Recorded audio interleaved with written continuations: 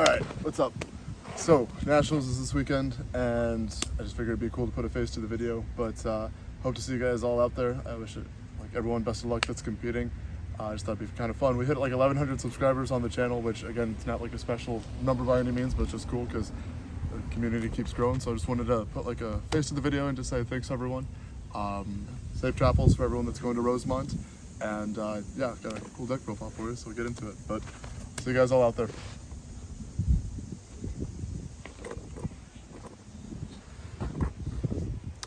So, we're outside as you can see, but this is Yumi control. This shit is not Kraken control by any means. It is another fun water control deck, but I really like how this deck has been playing out. Definitely some tier 3, tier 2 shit. 2.5 maybe. Can definitely catch people off guard. It is new, so I think as the deck kind of falls off the radar, sonar, whatever pun you want to use there, it will become better. I think just because it's new, there's people playing it right now, so it'll probably be at its most representation right now. Yeah, the deck is super fun though. Can definitely shut down meta decks if you catch them off guard. The more I play it, I mean, it's not as, I mean, it is cookie cutter in the sense that you are trying to go for the same lock repetitively, but it's not necessarily a bad thing. It just means you're trying to do the same thing consistently. But no, I do like the deck. As this profile is out, my idea is that before Nationals, if anyone has any good ideas or text that they can put in with it, by all means, feel free to share that, I guess, like in the comments or whatnot. Obviously, you'll all know what I'm playing, but that's not going to matter because I'll still win if we have to play each other. But yeah, let's go ahead and get into this jazz. I'm hoping the wind doesn't just completely fuck me. But I'm not gonna be able to like leave everything out. I don't know, fuck it. We can just try it. So 42 card main. Yeah, I guess this would probably just be the best way of doing it. So starting off, Aqua Maiden, she is a fantastic one of.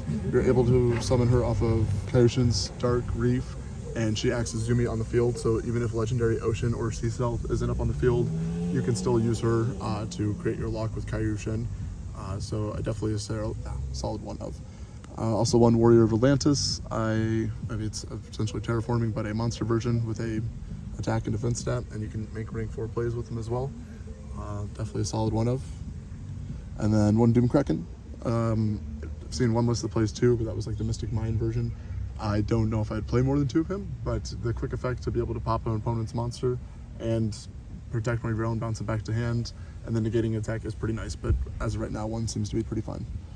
Electric Jellyfish, obviously standard 3 of, being able to negate any opponent's monster or effect is pretty insane. The attack boost comes in pretty clutch whenever you're trying to push with before game with Mega Fortress Whale. 3 Kyushin. This card is why the deck is in existence. It will tutor out any of your spell or traps that you need to help gain advantage each turn, and then it water locks your opponent into only being able to control 1 non-water monster each turn. So the idea is, I mean, if you can get this out on the field, lock your opponent into 1 monster, and then just keep using your spells and traps to be able to push for a game, and then use Mega Fortress Whale and attack for game. That's kind of the whole idea, but there's so many different ways this deck can win. It's kind of fun. 1 Mega Fortress Whale. This is like my favorite ritual monster retrained, upgraded. I have multiple Fortress Whales, and this is, I mean, it's just cool to see that the deck has new life being brought into it, but not needed by any means. I would say like him and the vanilla, we're playing 1 Gamma Seal, and then 1 vanilla as well. You can search this with Foolish Burial Goods. Same thing with Kairyu-Shin and the Fortress Whale. You never search the vanilla with the Foolish of Goods, but this is just fantastic for going second. You never are guaranteed that you're going to win the dice roll. But what I was getting at is these 2 they're not staples by any means. Like, you don't have to play the vanilla for Fish Sonar, and you don't have to play Fortress Whale, but I do like the utility that they add. I don't know, I see a lot of debate on this card, or just like playing a vanilla or not, and you can take it out and never miss it. You can keep it in and brick on it occasionally, and then probably get utility out of it the other, 80% of the, or I don't know, 85% of the time. So it's kind of up to you. 3 Ash Blossom, it's the only hand trap I'm playing because I don't know how to deck build properly. 3 Legendary Ocean is the main field spell of the deck. It is always treated as Yumi, so including from the deck as well, so you can send it with Electric Jellyfish to activate its effect. 3 Fish Sonar, but Yumi, you don't want to play actual Yumi. You want to play Legendary Ocean. It drops all of your levels by 1, so you can almost summon out like the Kairyu-Shin from your hand and shit. Fish sonar, being able to search any of the monsters that include Yumi and its text, and then also if Yumi's on the field, you can special summon out the Giga Chad. This is phenomenal because I mean it is over 3,000 that you can do direct with Fortress Whale, so that for in terms of clinching out games, I mean it does make sense. Also, you can keep bringing him back out with Sea Stealth too, so I don't know, like I mean same for Fortress as well, but idea being the card definitely has utility. I have another vanilla that I have in mind. I have to wait till I get a copy, but he actually, I think, is better than this vanilla, but I don't want to reveal who he is yet, because if I get one, it's kind of a spicy tech, so. 3 Extravagance, drawing cards. None of your other cards draw cards, so draw cards. I don't have Prosperity, so that's how we're going to draw cards. 2 Sea Stealth 2, acts as Yumi on the field, protects your monsters from being targeted by non-water monster effects, and during each of the battle phases, you can special summon one of your monsters that includes Yumi in defense position and destroy it at the end of the battle phase, or you can bring back the vanilla. Which is cool because you can either keep bringing back Whale, Doom Kraken, Giga Chad. I mean, hell, even if you bring out the Kairyu-Shin, it can relock your opponent. So, Sea Stealth 2, pretty fucking fire. 2 Foolish Burial Goods. This just goes in play with Ice Barrier, so you can search again any level 5 or higher monster. But it is either going second, it's your 2 extra copies of Gamma Seal. Going first, it's 2 extra copies of whatever card you need to help set up your board. Terraforming, searches the field spell, Call by the Grave, still like the best hand trap. I'm sorry, it stops all the best hand traps, Jesus Christ. And then Fury of Kairyu-Shin. Being able to search Torrential Tribute is pretty fucking insane. Believe it or not, there's some wind. Torrential is a pretty insane card, and I mean, obviously being able to put your opponent on the mental tilt of, okay, I know I have to play through a Torrential is one thing, then obviously the protection effect that it gives yourself as well is pretty nice. Those are just other traps on the bottom row. We were playing 1 Sea Stealth attack. This is probably the best trap card in the deck. You could probably play this at 2 quite easily, if not more. 2 is probably the golden number, if not 1, and is what I meant to say. But as long as this doesn't get hit and stays on the field, you're pretty much good to go, and it can protect itself with its secondary effect. But the protection this gives by being able to banish all your monsters. If you bring a monster back during the battle phase, you can banish it with this, keep it on the board. Yeah, your main lock is if you open up these 2, you summon this, activate its effect, sending this to special this, and then activate this effect to add this. And then on your opponent's draw phase, you activate this, which then in turn activates this. So you have your little lock set up. Kairyu-Shin's Dark Reef. I'm playing 2 of this. I've fucking love this card. This card's insane. Being able to get out, I mean, this is kind of what allows you to be able to OTK after, I mean, you can only summon the monsters in defense position, but you bust them out on your opponent's turn, Fortress Whale lock him, or I'm sorry, Kairyu-Shin lock him, and then bring out Fortress Whale, and then you can attack directly on your turn, and it's just the dumbest fucking win condition ever, but it works. 2 Ice Barrier. The battle damage effect is kind of cool. You can also do that when you're attacking as well, so read the card text because that can be kind of decent. But then also just the searchability is pretty sweet. Torrential Tribute. You have to play the Collector's Rare. And then 2 Strike and 3 Judgment. The Judgments were imperms, but I switched them to Judgments because I feel like Judgments just, going first, it stops blowout cards. I don't know, imperm's not bad, but I don't know, like, I feel like Judgment is just more of a going first card to help solidify your boards, and if you have a Judgment to,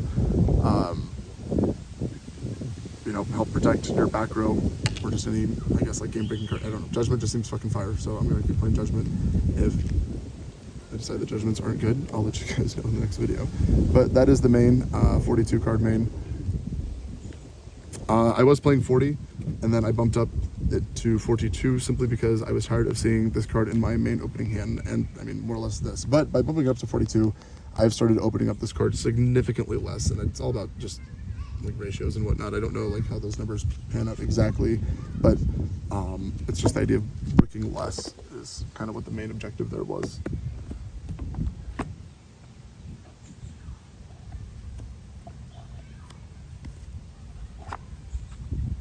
If you guys see me at Nationals, come up and say what's up. Or don't. But I dare you. Extra deck, I don't know. You never touch this shit, so we'll just do this. You want targets just to be able to clear your board and need be, so the Starboy is honestly fire. Being able to special summon one of your like lower attack monsters, decent. For the mirror match, which is running around, or just any water decks at my locals right now, which is there's a ton of. Bahamut Toad is still good while it's around. Kraken and I mean, these are just, I don't know, the all extra deck is just kind of utility at this point. You can play super poly targets if you wanted to play a tuner to special summon off of the fish sonar so that you can make synchro plays. I've seen people do that. There are a lot of options in terms of what you can do with the extra deck. You seldom touch it though, so it's one of those things that you can put a bunch of time and effort into it, but you more or less just want utility that you can, I mean, if you need a card to get you out of a niche situation, like Tornado Dragon, just weird shit like that to pop Mystic Minds or back rows. But it's not like, it's the opposite of Kraken Control in the sense that Kraken Control is completely reliant on its extra deck for its win cons, and Yumi Control is more or less reliant on its main deck, and this is all just, like I said, it's just utility that you use if you need a niche card in the situation. The side deck, I have probably put more effort into the side deck than I have any other aspect of the deck at this point, especially over like the last week, or just in terms of like mentally thinking about, it's just because it's national, so everyone's trying to figure out like what to play and how to optimally build their side. 3 Droll and Lock, I feel like this card's going to be all around nationals and I'm not doing anything to help, but it does seem pretty insane. 3 Nib, I was between Nib, Lava Golem, and Sphere Mode, and I put a thing up in, like a poll up in my group chat, and Nib kind of took the bacon. And the more I thought about it, I do like it because I'm still allowed to control 1 non-water monster, so I can have this guy up on my field.